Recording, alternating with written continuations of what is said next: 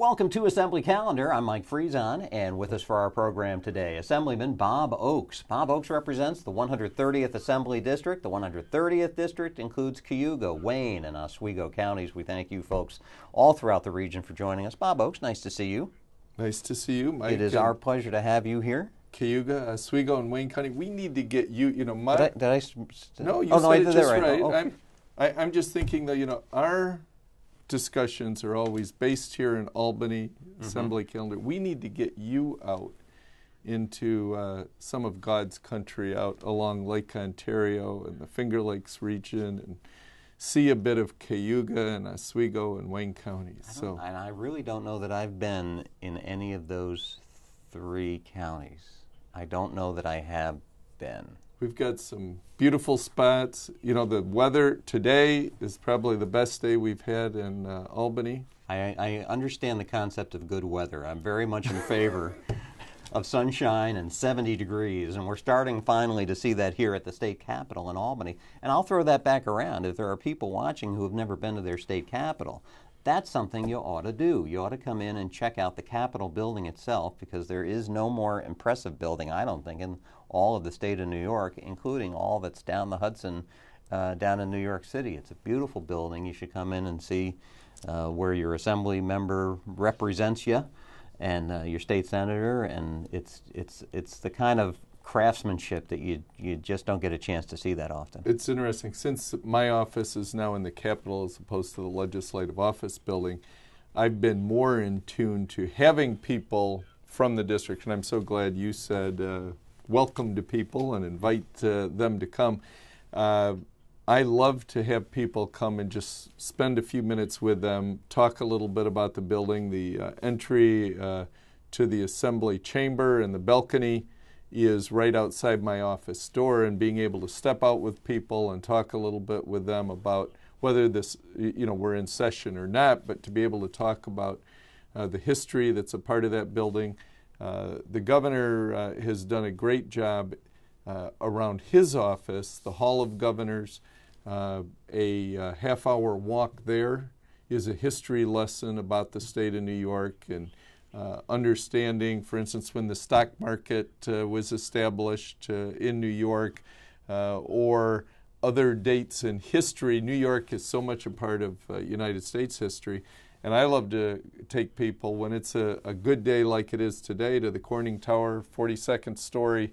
You can look out and see the Berkshires over toward Massachusetts, but also the Catskills and the Adirondacks to the other side. So we do have a beautiful state, and you need to be in our area, but people really need to also make a jaunt to Albany if they get a chance. It is a special opportunity to see their state government at work, and sometimes it works better than others, but people really ought to take that opportunity if they have that chance. We'll set up an exchange program. You send me out west, and we'll send some people with a van, and east. You can bring some people back. And it's all coming together. I call shotgun. And a lot of New Yorkers, famous New Yorkers, governors of the state of New York, went on to bigger things. You got your Chester Arthur, your Martin Van Buren, your Roosevelts, both Roosevelts, Nelson Rockefeller. I mean, it's a very long list of prominent New York officials who have made an impact in our nation. So just a lot going on here and a lot to see here at the state capitol in Albany. Bob Oaks, we're going to talk about all sorts of things that have happened over the last few weeks here at the state capitol. But also, I want to talk to you a little bit about those town meetings that you've been holding. Again, back in the 130th Assembly District, you've been traveling around to a lot of the different towns, hooking up and meeting with different groups of people, asking them what's on their minds. What kind of message have you been hearing?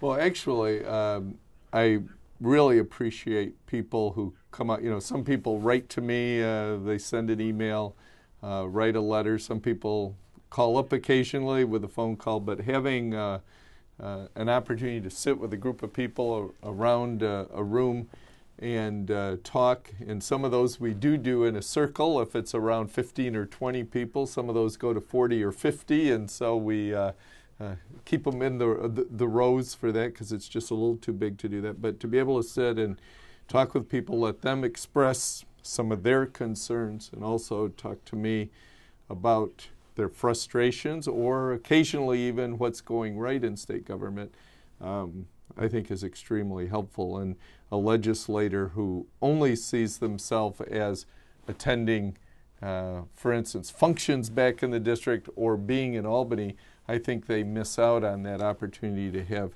direct communication. And you know, of the issues, certainly the state budget and how the state spends $140+ billion and how those decisions are made, that was a big part of the discussion of the New York SAFE Act, because it was actually passed and being implemented right around the time of those meetings. A lot of concern in the impact on people who've been legal owners of firearms and how does this affect me and their concerns around that. That took up a lot of time. And also I think just generally the response of state government. People would bring a frustration or two of maybe the DEC or the Department of Taxation and Finance or some other department of state government. Bridges are out in certain part of the county. The state owns those bridges. When are they going to be replaced? Other things. And I think the responsibility, again, of a legislator is about making laws for the state, but it's also responding to the concerns that people have at the local level. One of the points of controversy that came up during the budget debate, and of course, if you folks don't realize it, your representative is the ranking minority member on the Assembly's Ways and Means Committee, so Bob Oaks led a good portion of the debate on the budget as it was being passed here at the state capitol. One of the main sticking points during that debate was cuts in funding for the developmentally disabled, and that still seems to be percolating. Even though that budget is said and done and wrapped up with a bow and put aside, it's also said that budgets are kind of fluid documents and they can be changed, and there seems to be a fair amount of talk here about maybe changing this budget, that even though it was just passed a couple weeks ago, because of that cut in funding, and to try to come up with some creative ways to figure out how to fund those programs, maybe at the expense of something else in the budget. Well, we had some cuts in federal dollars to New York State, and the governor in his 30-day amendments after he had proposed his original budget tried to respond to those federal cuts, and among the things he did was make a 6% cut to private programs. And when I say private programs, in our area they would be, most of them operated like by the local ARCs. Wayne County has a large one, as does Cayuga County and Oswego County, or there's an organization called Heritage Christian Services. It's an entity that provides services, homes that people with developmental disabilities might live in and whatever.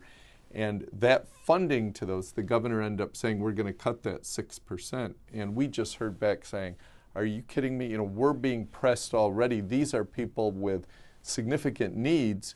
We're caring for them on a daily basis. When you talk about a cut like that, this is going to have an impact on individuals who can't care for themselves. And we're talking about cutting into the people who would care for them.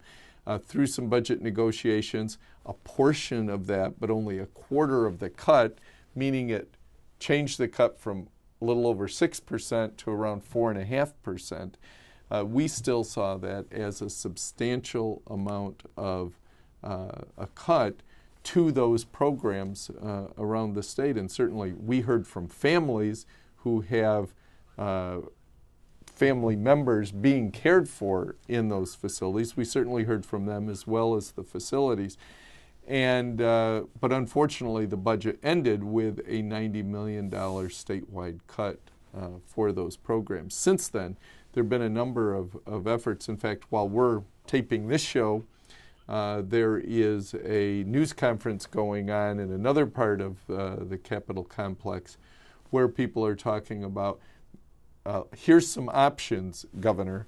Maybe we could cut some money that we spend for tax credits for the filming and TV industry that's being done in New York. Cut that some.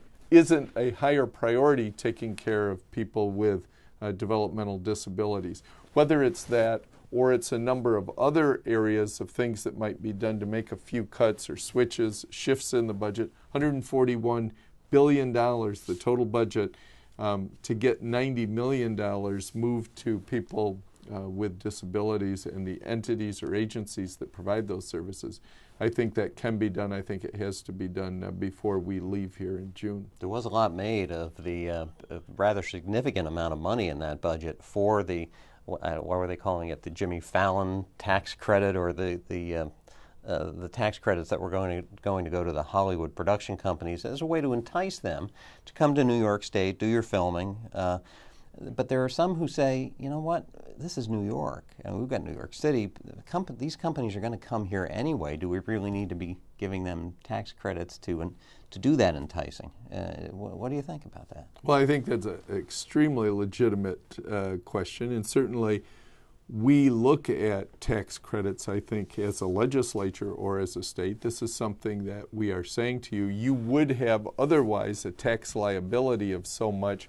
We are going to give you a tax credit to entice you to do it. We use it with manufacturers, some, and other entities. But I think, excuse me, I think we need to look clearer at what are priorities for the state. And when you put together $141 billion, you have an opportunity to look at numerous priorities. But certainly, when you balance things, what is more important, Mike?